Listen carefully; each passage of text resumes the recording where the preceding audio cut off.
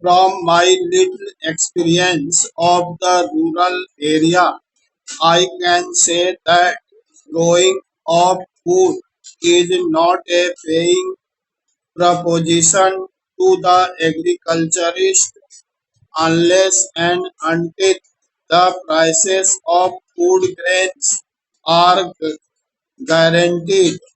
Ours is a marginal pros- production, and we have to see whether this marginal production is to be stepped up to the point of self-sufficiency, in which case we have to see whether the producer needs any protection, whether guarantees can be given as regards the prices of food grains, whether parity of prices can be maintained for food grains, which industrial production in our country.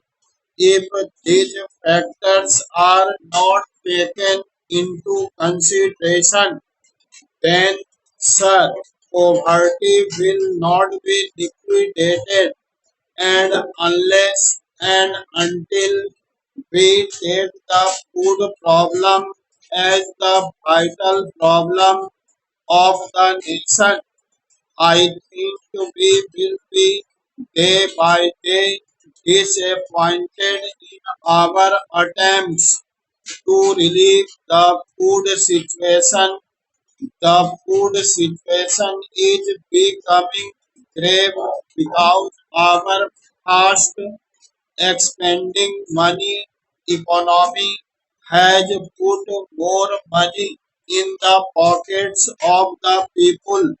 I have no quarrel with it because the country needs to give relief to the persons who are not well placed in life, but this money economy has played havoc among the rank and file of the various producers in agriculture, because after all in India, even now, more than 75% of the people depend on agriculture, and if there is a great disparity in income between the industrial labor and agricultural labor, the agricultural labor has no incentives,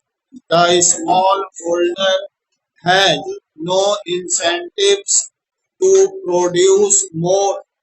Besides, growing food grains, as I said, is not a paid proposition, and so the balance of tilted in favor of cash crops. Various state governments have also abolished the crop more food acts, especially in Maharashtra.